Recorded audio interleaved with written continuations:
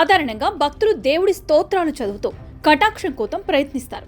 కానీ వైసీపీ అధినేత జగన్ తనని కలిసేందుకు వచ్చిన వైసీపీ నేతల ఎదుట తనను తానే పొగుడుకుంటూ ప్రమోట్ చేసుకుంటూ జగన్ స్తోత్రాలు వినిపిస్తూ వారి చేత చెప్పట్లు కొట్టించుకుని సంతోషపడుతుంటారు.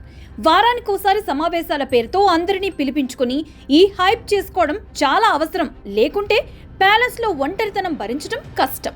నిన్న కూడా అదే చేశారు. ఉమ్మడి గుంటూరు జిల్లా స్థానిక ప్రజాప్రతినిధులను తాడేపల్లి ప్యాలెస్ కి పిలిపించుకుని ప్రస్తుతం జగన్ తన స్తోత్ర పాఠాలు వారికి వినిపిస్తున్నారు.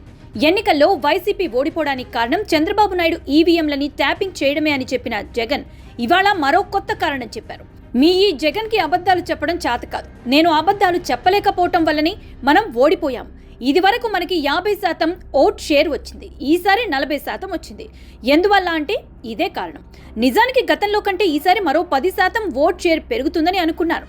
కానీ మీ ఈ జగన్ అబద్ధాలు చెప్పలేకపోవడం వల్లనే మన ఓట్ షేర్ పడిపోయింది అని చెప్పారు. దీని తర్వాత స్తోత్రంలో విలువలు, విశ్వసనీయత, 30 ఏళ్లు నేనేతో మొదలుపెట్టి సంక్షేమ పథకాలతో కొనసాగిస్తున్నారు. దాదాపు 8 నెలలుగా 3 ప్యాలెస్ల మధ్య తిరుగుతూ కాలక్షేపం చేస్తున్న జగన్ టీడీపీ కార్యకర్తలు ఎవరూ ప్రజల వద్దకు వెళ్లలేని పరిస్థితిలో ఉన్నారని కనిపెట్టి చెప్పారు.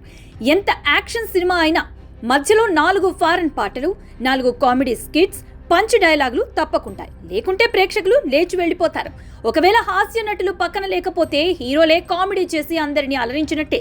జగన్ కూడా మధ్యలో నా 15,000 ఏమయ్యాయి అంటూ ఓ 4-5 సార్లు అంటూ స్తోత్రాలు వినేందుకు వచ్చిన వారిని కాసేపు నవ్వించి చప్పట్లు కొట్టించుకుంటారు. వారు కాస్త తేరుకునే నేను లేని ఈ రాష్ట్రం ఎలా భ్రష్టు పట్టిందో, నా సంక్షేమ పథకాలు అందక ప్రజలు ఎంతగా విలవిలలాడిపోతున్నారో అంటూ విషాద సన్నివేశం రక్తి కట్టిస్తారు. చివరిగా దీనికి ఏకైక పరిష్కారం నేను మళ్లీ ముఖ్యమంత్రిని కావడమే. అయితే మరో 30 ఏళ్లు మీకు ఏ దిగులు ఉండదు అని చెప్పి చప్పట్లు కొట్టించుకోవడంతో సమావేశం అనబడే స్తోత్ర పాఠాలు పూర్తవుతాయి. మళ్లీ వారం గ్యాప్ తర్వాత మరో బ్యాచ్ ని తాడేపల్లి ప్యాలెస్ కి పిలిపించుకుంటారు. మళ్లీ సేమ్ సాంగ్, చప్పట్లు మామూలే. జగన్ ఈ విధంగా కాలక్షేపం చేస్తూ నేనే ముఖ్యమంత్రిని అవుతాను, 30 ఏళ్లు నేనే అని సంతోషపడుతుంటే కూటమి ప్రభుత్వానికి, పార్టీలకు ఇంతకంటే ఏం కావాలి?